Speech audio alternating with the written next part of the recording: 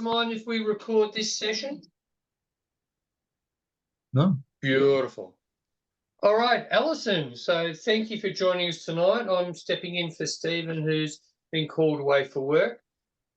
So what we'd like to do is perhaps go straight to you, and you can give your talk, and then we can have discussions at the end. So Alison, over to you. Thank you. Thank you. So maybe I should tell you a little about me. So I'm fortunate to have had several roles in peace, etc. So for the last 7 years, I've sat on the foundation committee here in Wales because I'm the district peace and mediation officer and DI officer. I'm also a past district governor. But at the same time, I've also been chair of the Rotary Action Group for Peace, and I was chair for 2 years. I am now the cadre technical advisor to the RAG, and I'm really enjoying that role. But maybe I'll tell you something about the Rotary Action Group for Peace, just a teeny bit. That was founded some 12 years ago by Al Jubitz and his friend Dennis Wong in Oregon. And it was a couple of years later, when it was about 4 years old, that I applied to be a director. And this was sort of came about in, I was amazed because I'd not long come back from 11 years in East Africa, where I served as a missionary specializing in HIV/AIDS. But I saw in it something advertising competition in Pune in India, where we have a board member, Smita is. And it was to write an essay on peace. And so I wrote an essay and I thought, anyway, so I then discovered that I'd sort of come third in the world. And I was a bit surprised. And that's what spurred me on to apply to become a director of the RAG. And that was the beginning of my peace journey. And when I started peace, it seemed like some kind of passing cloud. I hadn't got much of a clue. And that existed for around 2 years. And I still haven't got much of a clue, I tell you. It's a bit like theology. You never actually know, but it's another layer and a layer upon layer. So in 2018, we started building Peacebuilder clubs. And during the Hamburg Convention, now that Hamburg Convention was significant because that was where I met your Gabe Howe. Not only did I meet Gabe Howe was responsible for supporting me in RECM at that time, put on our AGM. He was running around all places for us, and we couldn't manage without him. And so I would like to say that our friendship has continued to that from that time. And so to see him on the board now is really exciting, and to see where paths lead. Anyway, during that AGM, he will remember, we have this lady from Hong Kong and Macau stand up, I want to form a chapter, I want to form a chapter. And I thought, oh, all right. We returned from Hamburg, and you'll know it was shortly after that that the COVID pandemic set in. Now, that was a huge tragedy for the world, for families. It was awful, but it also had a silver lining. This is the silver lining, this interconnection between Zoom that we began and that we've continued with. I wouldn't be talking to any of you. I wouldn't know your faces without it. So we made the decision to have a presence online, and I set up Zoom meetings, and we had Zoom meetings Monday through to Friday, some Saturday and Sunday. Thursday was Turkey, Friday, Hong Kong, and Monday, Tuesday, Wednesday was Peacebuilders. And that's where Gabe and I have been meeting for years. Although at the beginning of this year, we cut back a little, which I have to say is quite nice. So it means that my evenings are now my own, except sometimes I walk around the room thinking, should I be doing something? Should I be doing something? However, but so when Mitzi got back to Hong Kong, we started meeting weekly on Zoom, and we thrashed out the chapters. And we formed the Hong Kong and Macau chapter. That, I would say, is the flagship chapter for us. They are doing amazing stuff. If ever you get a chance, look at their website and see. And it was formed differently because they had to form as a limited company in order to comply with the rules of the country. During that time, Michael Berger in Germany made connection. They wanted a chapter. So again, we went through this. And what we did, nothing was set in stone at that time. I remember it was sort of just taking baby steps. And I'm thinking, oh, do I know what I'm doing? And probably the answer was no, but we just formulated something and moved forward. And then the Serbian chapter. So when we entered the start of this Rotary year, we had those 3 chapters.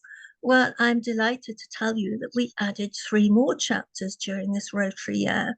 We've added we added Italy first, and Italy came about because Gian Michel wanted to be involved in the Mediterranean. He wanted to set up a Mediterranean chapter, but he then began to realize the sensitivities, the breadth of those countries, the tensions that exist. And he thought, oh, so in the end, I said, well, why don't you set up an Italian chapter? And you have an open door, and whoever wants to come in from whichever country, they're welcome. But they know when they come in the door who else is in the room. And that's the way it's worked, because he too has links with both Israel and Palestine. I'm not quite sure how he's managed to continue those links or whether they're just dormant at this moment in time. And then we had Tom Carlisi in Ohio, in USA. He's formed 30 Peace Builder clubs. So they have a chapter now. And then this was followed with Smita, this lady who I talked to you about from Pune. She's formed a chapter in India, and she's also joined the board. And but not only that, we have 3 more chapters signed off. I'm not saying which they are because the launches are coming up. And by the end of the Rotary year, we hope we will have another 4 chapters. And for this is very significant. Why is it significant? Why are chapters important? Well, it's in much the same way as Peace Builder clubs. You know this because you are a Peace Builder club. But a Peace Builder club and a chapter, they know their region. They speak the language of their region. They know the needs, and they know the priorities of that region. And they can bring chapter can bring the Peace Builder clubs together, who can actually share ideas, inspire, chat, and obviously also work together on district or global grants. And they uphold everything that the RAG does. So in fact, our mission statement of educate, empower, and engage is exactly what they do.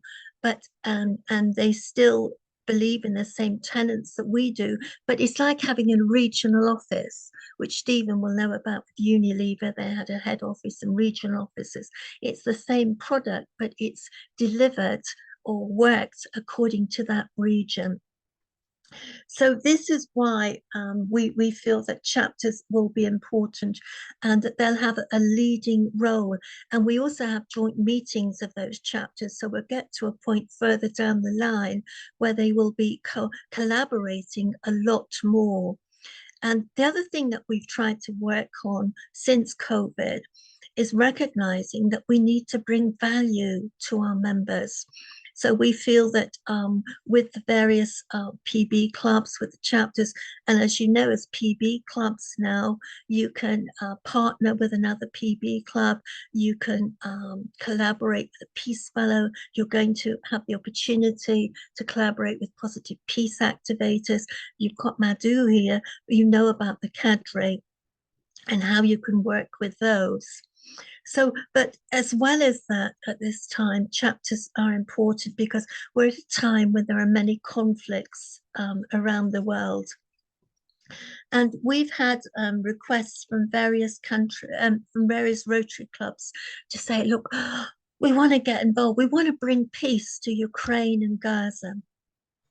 And whereas you think, oh, that's wonderful, but in fact, we're cautious, to say the least, because what we're trying to say is that we don't want Rotarians to be put in a situation where they have to choose a side.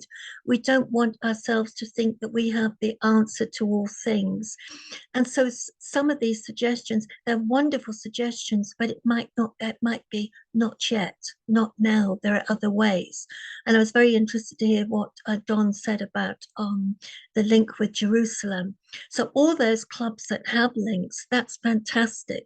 And you can build on the existing links. But for a club who doesn't have that, to think they can then just come and arrive in a situation, know the intricacies of that situation, actually the tenant always is first, do no harm.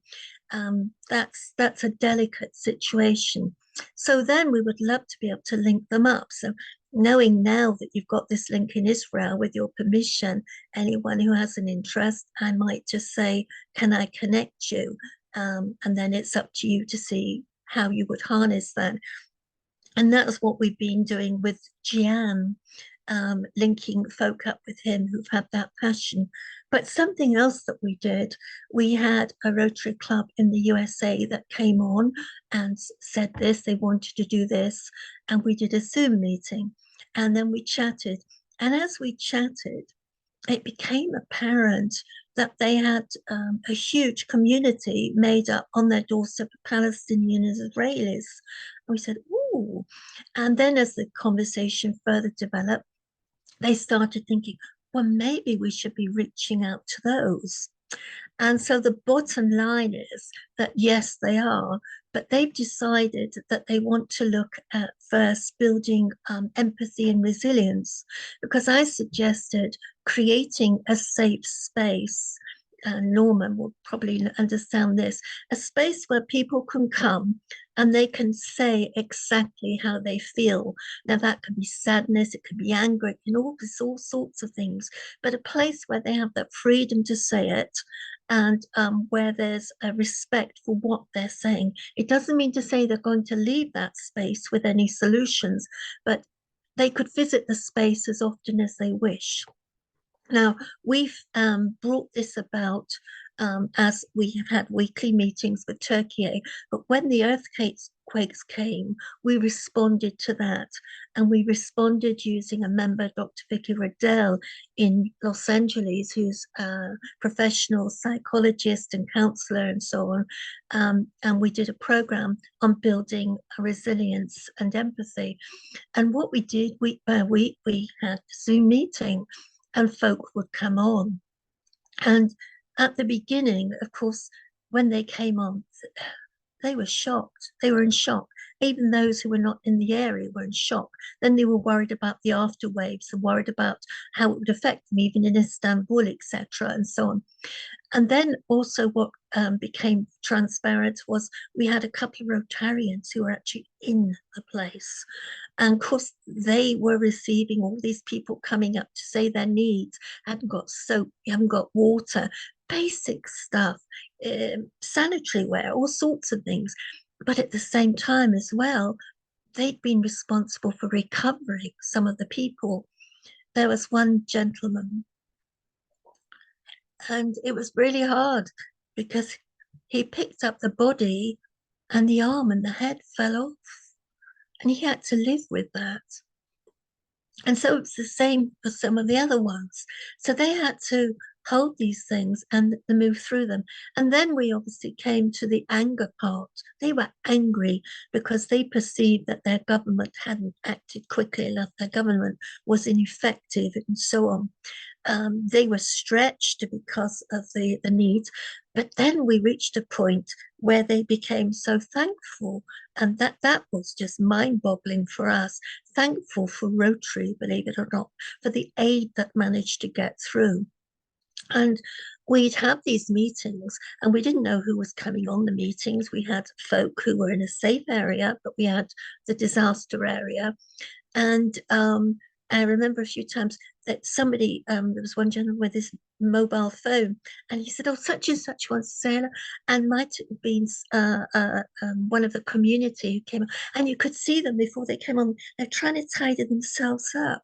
And they came on the call, and they were so happy and so privileged, they said, to be talking to us. Isn't that crazy? So what I'm sort of emphasizing is that we sometimes forget the real power of doing something like that, providing that space. So that's where this Rotary Club are doing. But also, they've also, I think they've acted wisely, because what they're doing is the program that they're going to have on the 13th is it's going to be for the Rotarians. So first of all, they need to practice their empathy, their compassion, their active listening, their language of peace, etc., in order to provide this safe space. And then, of course, they probably will choose those who are best suited to it to create that space, others maybe to have supporting roles or whatever. Because the other thing I mentioned was, don't underestimate that. I said it earlier. Don't just think because, oh, it's those people that they're primary people. Think about those people who will perhaps be making the coffees and so on. That's all important. And I said, well, what about a coffee morning for mothers and their children with a creche facility? You don't need to do anything. Let the mums come, provide the coffee and cake, and they'll talk to each other, which is exactly where you want them to be. And moreover, as you build this relationship with your community, etc., as they start being in the same place together, talking together, when the conflict ceases, you will have them as a channel, presumably, back to those countries. So as you start thinking about the aid or wanting to know what the needs are, those will be sort of highlighted for you. So I think sometimes as Rotarians, where we get wrapped up in what can be the global side of things. So we always want to sort of do the big things. We want to sort of escalate everything quickly. And sometimes we overlook what's on the doorstep. And the real gem within Rotary are our Rotary clubs, because it's there. They're the ones set in the community. They're the ones that need to be relevant to their community. So for instance, here in Wales, I told you that I work around peace. So one of the things I've done is I work with prisoners, and we call them people seeking sanctuary. I love that, which is refugee and asylum seekers. But also, I work with the government and the Home Office, and we have something called cohesion, who came out of building a stronger Britain. And initially it was set up because we were concerned about countering terrorism, because we've had pockets, etc., and so on. And you'll know, if you've studied the Institute of Economics and Peace, Terrorism Index, etc., you'll know some of the things that, if they're not in place, that make it more likely for folk to be involved in radical groups or criminality and so on. So I work with those. And what we do is we try to get as many of the organizations together as possible. So we've got a women's refuge. We've got a cricket club, the renowned World Cricket Club, doing events for young people and then bringing something in. The football club is doing the same. We've got a boxing group, an ethnic group, all sorts, and we come together. And the whole idea is that together we are trying to support and build our community. Why is that important? If we as Rotarians can actually build cohesive, resilient communities who are intentional about peace, think about it. If you're effective in your area and you've got everyone together and everyone on the same page, it means if you have a right-wing group or whatever, perhaps my language is not best language, but whoever coming in and saying, we're going to stir this up. Well, they're going to say, oh, actually, we're very happy together. Bye-bye, push off. And so it makes it less likely for conflict to exist. I know it sounds like utopia, but it's bit by bit. And it's what Rotary clubs can do.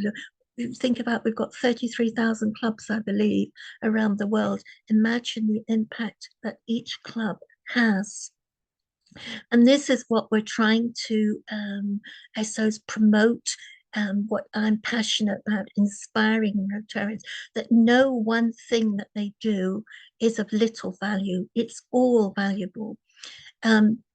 And then the other thing, of course, is as a cadre member, it's about being available to help clubs and districts design peace projects. In my case, because I'm peace cadre, and to put the global grant together. But as I said, when I started, peace was like a passing cloud. Well, actually, think about it. Every area of focus has an area of peace. Because you can't go and put a water well into a village in Kenya unless you can get into the village, unless you've had a conversation with the village, you've decided where it needs to be situated, who's going to look after it, who's going to have equal access to it, all those sorts of things. Those are aspects of peace. I mean, and the polio vaccination is the same. Eco is the same. Because if you think about it, we are not at peace with our planet. Look what we have done. Are we seeking to serve ourselves or seeking to serve one another? That's an aspect of peace. So there's no area that we can't be involved in. So what I'm trying to do as well is to get clubs, etc., to recognize when they develop global grants, to look at the bigger picture, to look at as well that theory of change. It's not just about the end result, but as you get there, what other things could happen? So if you're, say, ultimately working with a group of children and you're getting them to do X, Y, and Z, but hold on a minute, you've got the parents of the children, you've got the teachers of the children, you've got the friends of the children, the community. You know, that impact could be far greater than you can think. So that's what we're trying to get Rotarians to think about. And to have more impact. And the other thing is, I would like to encourage, as there is economic hardship in many places of the world, believe it or not. Turkey have struggled for Rotarians to continue to pay membership. Nigeria are struggling. South America have struggled, and so on. So we need to perhaps think about joining up more global grants, perhaps inter-country grants, certainly inter-district grants. And that makes it sort of easier for us, because you probably know that the UK is part of a pilot. So we have what we call clusters now. So we have 4 districts together and we work closely together. We haven't got to the stage, although I think it probably we will, whereby you can then have one district team that can help all 4. Now, there are huge advantages in that. There are disadvantages, but advantages. Imagine if you had a district team serving 4 districts, you could choose your best players. Or sometimes you can choose your only player, because some districts don't have all of their places filled. So if you've got somebody really good at membership, which you talked about earlier, growing clubs, wouldn't that be great if they could handle all 4 districts? I think next year I might be doing peace for 4 districts because they haven't got anyone, and because I want to do it. So that's another way. And so I think we also, whilst at the same time of recognizing how important a club is, how autonomous a club is, how it has its own patch, its own ideas, it's also needs to link up with the rest, because it's when we link up together that we're strongest. And that's why we boast of 1.4 million in over 200 countries. And I think the most exciting thing for me in the last 12 months or so is as I've been able to join people up. I love joining people together. And I love the fact that we have so many programs now which are available at little or no cost at all. And I can say to them, well, we've got this, this, and this, and would you like me to link you with such and such? And we've done, Norman's very kindly done that for us as well, and linked us with 1 or 2 people. And I got a feeling this US one came from you, Norman. You'll know who I'm talking about. So I think that was really what I wanted to say. And then I just wanted to leave it open for you to ask questions or discuss or disagree. Well, thank you very much for that. So do any members have any questions? Norman? I've got a few points, but I thought maybe, first of all, Madhu should explain the Rotary Australia, the reorganisation, because she has emerged with a very important role there. Sorry, Madhu. I see you're eating. Just a brownie. So it's afternoon here. On the regionalization, my portfolio is service projects and programs. So currently we are working on getting new members, and just as Don had mentioned about the startup, so it's to bring in new members because we've been losing members drastically since the past 10 years. And just like RIBI is doing regionalization, so are we, and it's a pilot for 2 years, following which it'll be adapted by the rest of the Rotary world. And all of us have our own committee members. We've just now started getting the community group leaders. And my portfolio would be to work on the programs and the projects. And so I do have Interact. Rotaract is completely separate. That itself is a portfolio. And so I have Interact. I do have awards, and I have Ripen, RYE, and I mean, there are a whole lot of others which are under my portfolio. So that is, in a nutshell, what we are doing. Thank you. Does anyone else have any other questions?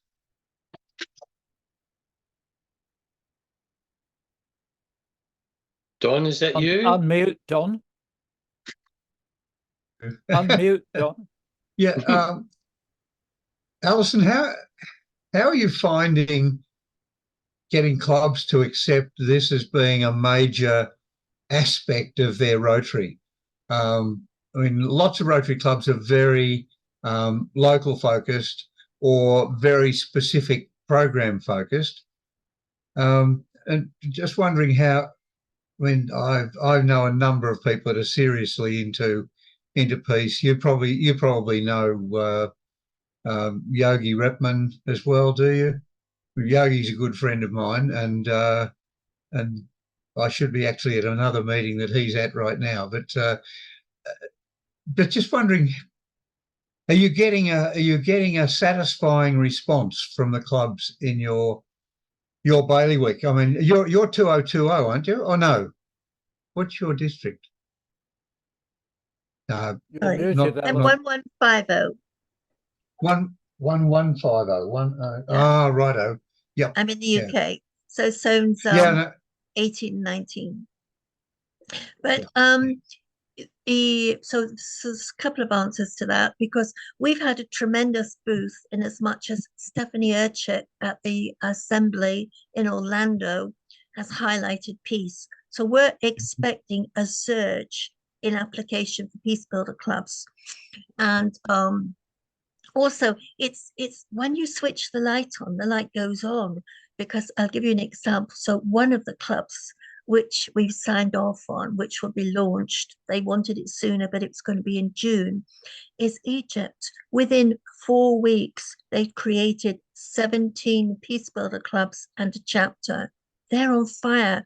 So bearing in mind what I told you earlier about that Mediterranean region, that's a very significant chapter.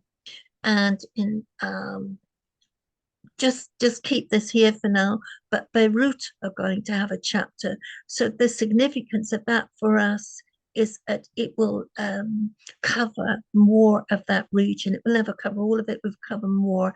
And of course, it will not only cover it more, it will cover it with folk who understand the sensitivities, because I don't. I've got big shoes. I don't. So there's that aspect. The global meetings are proving very rewarding.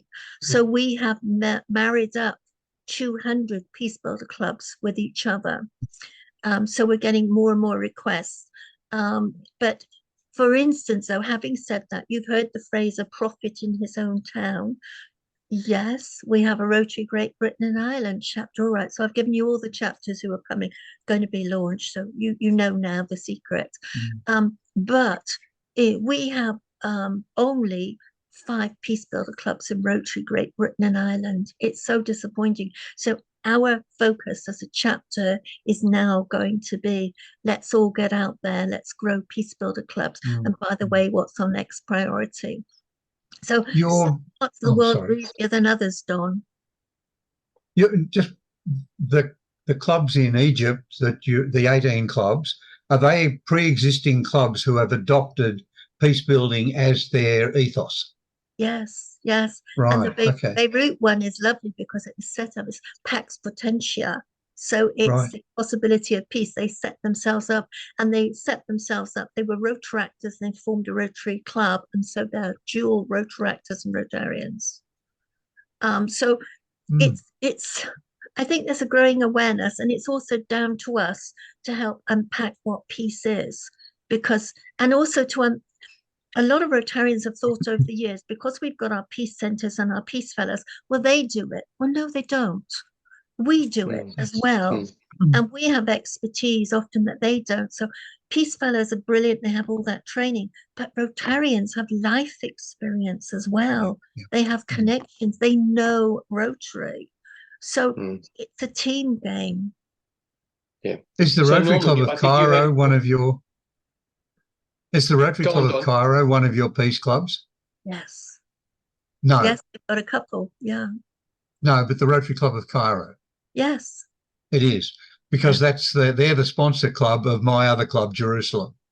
Oh, okay. Well, you so see, so we'll do a bit of a connect back there, because we can connect outside of here, Ron. Gabe will give you my email. And it's Don.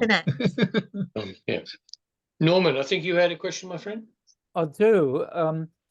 The technical question: can people be individual Rotarians be a member of a chapter without their club being a member of a chapter?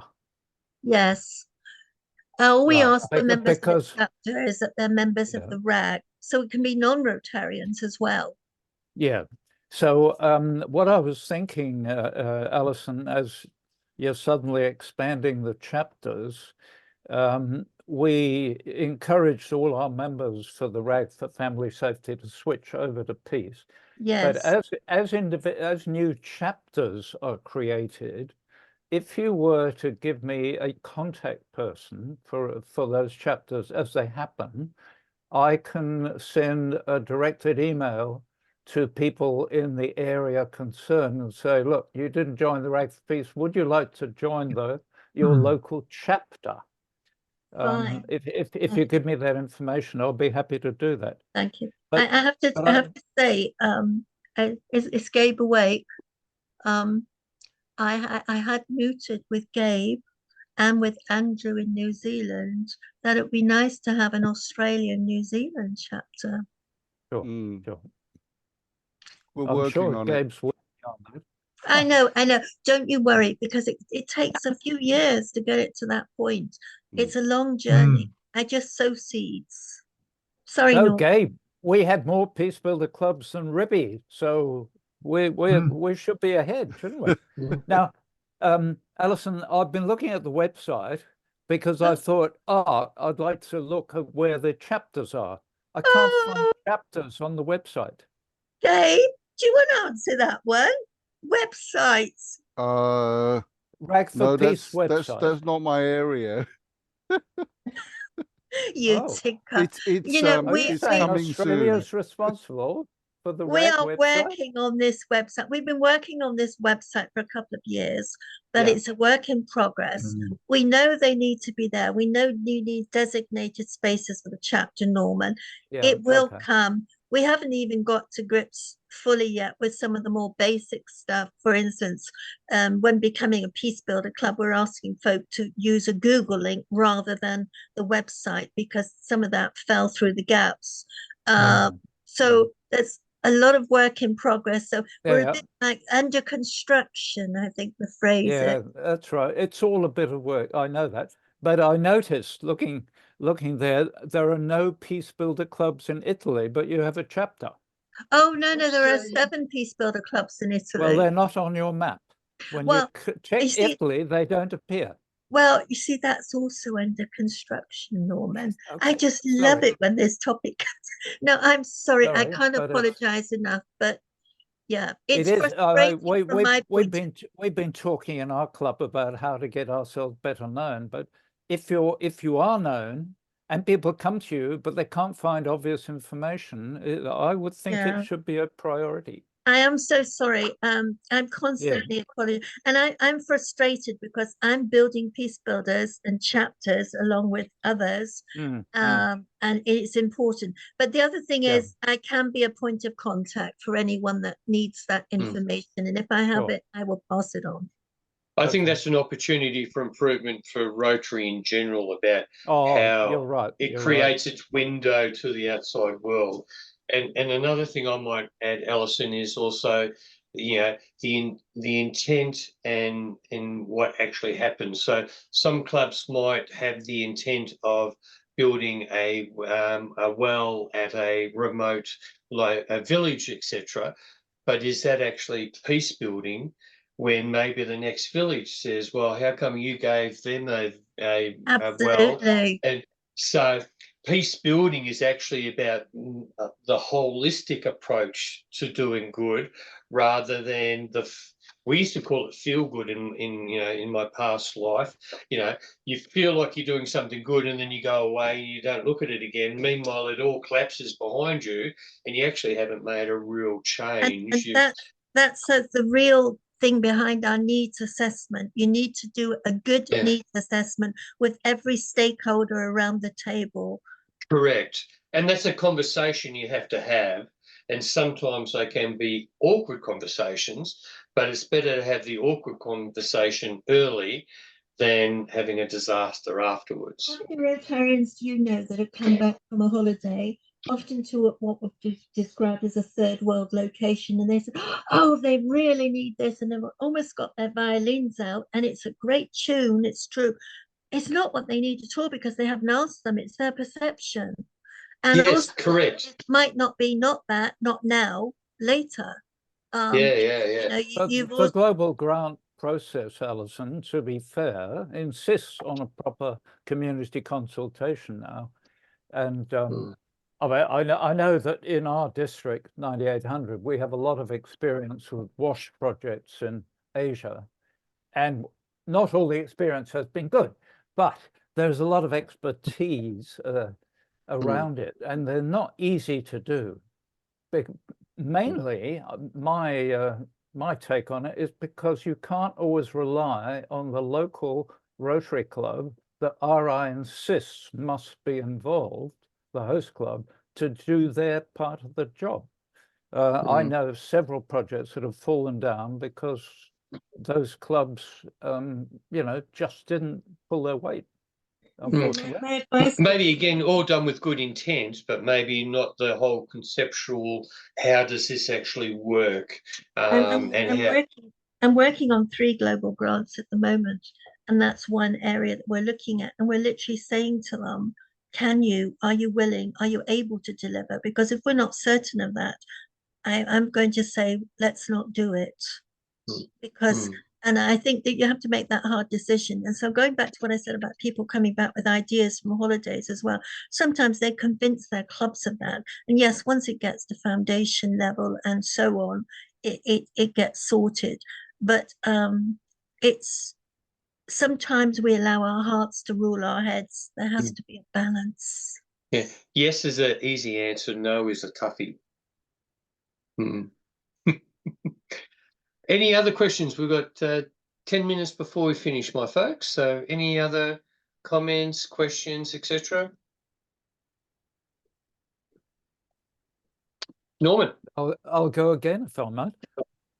Alison, have you engaged with other E-clubs, and do you have an idea in your mind of how E-clubs could best serve the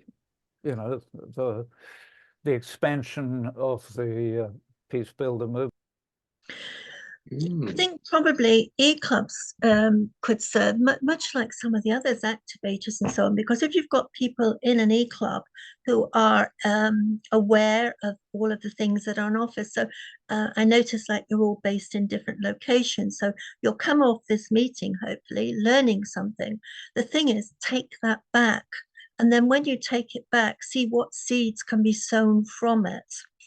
And also take ideas from this and think, oh yeah, well, yeah, our community could have that, or our community. And then also what we're doing here is back to REC membership, which is similar, bring people in there and they just pay the minimum, but then they can link up with other Rotary clubs. E-clubs need to link up with standard Rotary clubs and form relationships, not just go in and say, I've got a great idea for you, because they'll say push off.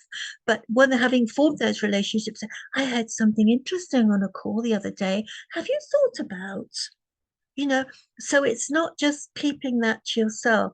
And then equally, as an e-club, there are things you can do, because you can do an event virtually. There are webinars you can do. There's breakouts you can do. You can do everything virtually. But physically, you also have a part. But physically, the chances are you will do it individually wherever you go back to. Does that answer? Well, yes, but we don't go back to other clubs. I mean, some of us do participate in some physical clubs, but we have all chosen to join the E-Club, and we don't necessarily have a continuing connection with any physical clubs or any physical Rotary community in the old sense. But maybe then it begs the question, because you're a pilot over where you are, whether there ought to be some central point somewhere, almost like the Rotary showcase, where you can have a place where ideas come or projects come, which can be there, stored, accessed for people to gain access to, if you don't have that face-to-face physical relationship and so on. Because I appreciate that, and I appreciate it with your own group and so on. And maybe create something, create your own supermarkets, as I would call it. Any other general questions, folks? All right, we'll do a quick round the room. So, Janet, anything that you'd like to add? Any comments? I'm good. I've not been well, so that's why I'm sitting quietly. All right. It's no good. That's You're feeling good. better? Do you need anything from us?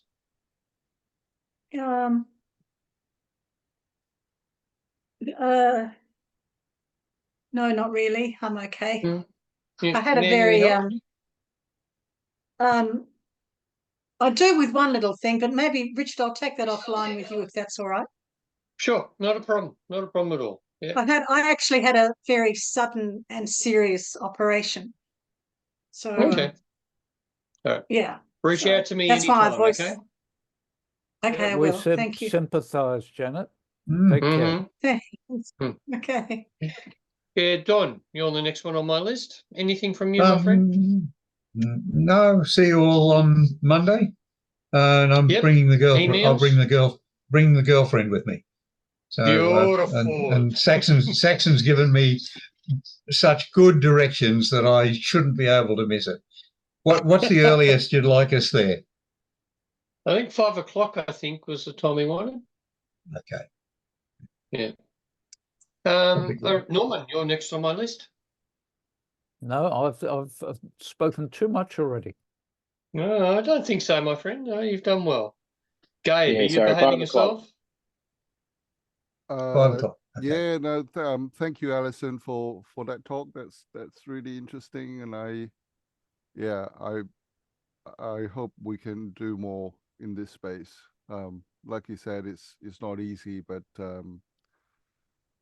we just you've got a need to keep huge pushing country on. as well. I appreciate the difficulties. Yeah. It's tough. Yeah. Everything we do makes a difference. Mm. Madhu, anything from you? No, I would just like to thank Alison for accepting the invitation and sharing with us. It was a wonderful sharing that we had. And thank you so much, Alison. Thank you. Yeah, thank you. Stephen, how are you feeling, my friend? Yeah, that's a hit the pillow. But thank you very much, Alison, for very inspiring insights into peace. I've been passionate about this topic for quite some time, and it ties in very closely to my new career as a public health professional. And a very passionate interest in diversity, equity, and inclusion, social equity, etc., etc., etc. And this weekend we've got the Bendigo District Conference, and so I do look forward to continuing those peace-related discussions at the conference as well. Excellent. And Did you know that they have tremendous difficulty getting DEI across in the USA because they've politicized it? Not the ones who are producing it, but folk assume when they're offered the program, it's making the distinction between the two major parties. It's a huge hurdle. Yes. Well, from my, just really briefly, from my public health education that I completed a master's a few years ago, and it's this distinction between equality and equity, and that's something I think we need to have more and more of this discussion in Rotary. And just in closing, also, I've really learnt this whole concept of nothing about us without us. Brilliant. And that's something that I would like to have those further discussions within Rotary about, you know, the projects that we choose to do, you know, and identifying, you know, community needs, engaging with community and so forth. These are all public health concepts about engagement and inclusion and so forth, and co-design. The addition of equality is very important because when we first began this, there's no word for equity in Turkey. So it took us a long time to work that one through. We didn't have equality on the table then. So it helps having those two distinctions when you're working in certain parts of the world. And that's another thing you have to take into account. How do you maintain the standard you're putting across and transmit that in the language and the culture? Fascinating, but thank you. Excellent. Saxon, you're last on my list, my friend. Yes. Anything you'd like to add? No. I think we've got a good solid team for next Monday. I brought it forward a little bit to 5 because I think most of the people coming are no longer gainfully employed as such, so they can get there earlier and we can get out of there a bit earlier. Well, it also allows us to do the meeting. I think Stephen wanted to do the meeting, and if it falls in the middle of the cook, so if we start sort of by 5:30, 6:30, 7:30, then we can have a bit of meeting time and a bit of dinner at the end. I might bring a bit of stuff to make it that work a little bit easier. I'll approach the Lilydale Club. They've got a boom box and a camera and all that type of stuff. I might see if it makes it a little bit easier. So we might do it as an experiment. Sure. Good to test it out anyway for future things. Yeah. If you need another person, I think Jenny might be available as well. So just let us know if you need an extra one to help. Give us a yell, okay? Sure. I'll let you know by the end of the week. Cool. All right. Is there anything else that anyone else would like to add before we close the meeting? Thank you for this privilege. It's lovely to see you all. Thank you for all that you're doing. Don't underestimate anything that you're doing. It's valuable. And thank you very much. It's been a very enjoyable meeting, Alison. Great information, quite inspiring actually. And we just need to continue to work towards building peace in everything that we do. So thank you very much. Thank you. Thank you. Alison, would you be prepared to do the same thing for Jerusalem at some stage? Of course, I'd be delighted. I know Jerusalem. I've been there a few times. Well, this is the Jerusalem Rotary Club. Could you send me your contact details, or has Gabe got it? Gabe's got them. I'll hook you guys up. Yep. Excellent. Thank you for that. Terrific tonight. Really enjoyed it. Thank you. All right, folks. Good night. Stay safe. Good night, everyone. See you. Good night. Bye-bye. See you next week. I'll see you on Monday.